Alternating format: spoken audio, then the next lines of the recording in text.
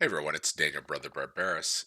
In this next video, we're just going to be running the best practices analyzer on all of our servers to make sure that everything is good to go. Okay, so we'll start with DC01. We're going to click on Start and Server Manager. We'll wait for everything to load, give that a few moments. You should see more services loading. There we go. Okay, we'll click on Local Server here. We're going to scroll down to Best Practices Analyzer.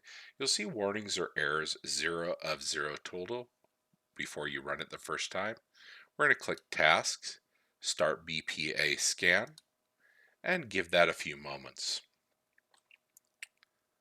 You're going to see a bunch of windows pop up. Just let that go. We'll see if there are any warnings or errors. You should see a 0 of, and the total will go up. So it says here, auto disconnect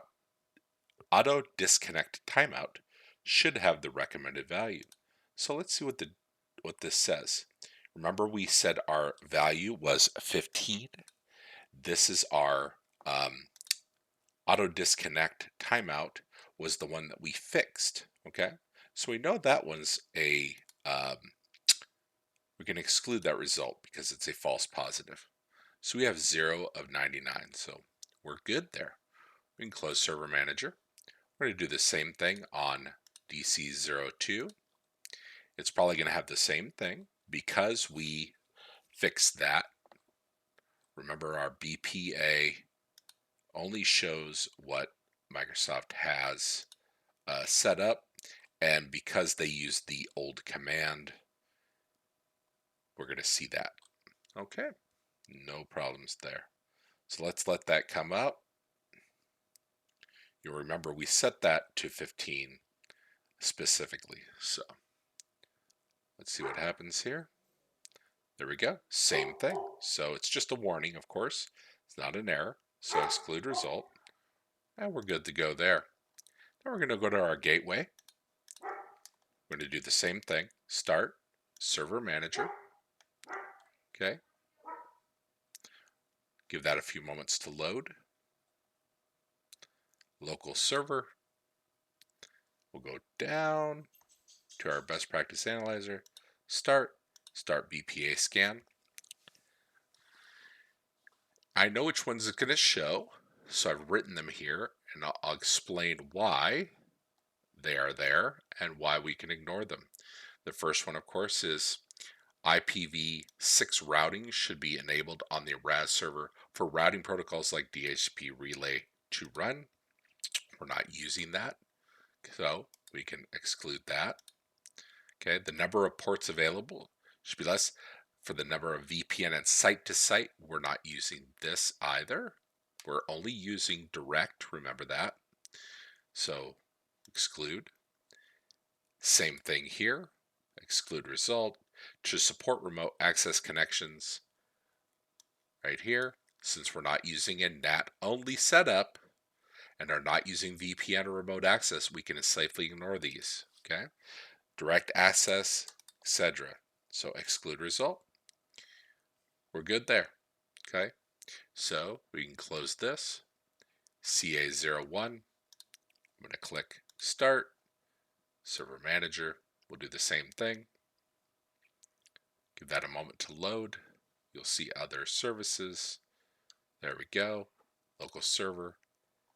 Down to Best Practice Analyzer. Start. Let's see if there's anything on this one. I don't think there should be. Yep, 0 of 9. So we're good. Nothing there. And then CM01. We're going to click here and Server Manager. Okay, so we'll see a few. Warning file and printer sharing ports should be open. I give the reason why we're not doing that, right? So since legacy requirement for old admin tools, since we're disabling NetBIOS over TCP/IP and closing SMB ports, we can safely ignore this. Then there's going to be error. The self-update folder should be correctly installed on the default website or the WSS administration site. They've actually said hardening changes And we are not going to be doing that. Okay, that's an old setting that should be removed. It says here, as part of the hardening measures, right? So let's go down to, let's see where we at. Okay, we're making some important changes. It says here, as part of the hardening measures to improve security and reduce the attack surface, Microsoft has removed this folder, which was historically used to update the W6 client agent on older operating systems, like Windows Server 2012, 2012 R2. Modern operating systems do not require this folder, and its removal is considered the best practice for security. So we'll go to local server. We're going to go down here to Best Practice Analyzer and start PPA. Okay, so let's see which ones we get. And I think we'll only get those either 2 or 3. Let's see what happens. Yep, 3. So auto disconnect timeout, which we know was a false positive. Exclude that result. And file and printer ports should be open. Like I said, we're disabling TCP/IP and closing SB ports for security purposes, and exclude that result. And that's it for our best practice analyzers. We can close server manager on all those. Okay, that was just to make sure everything was good and we didn't have any unexpected problems. So I'll see you in the next video.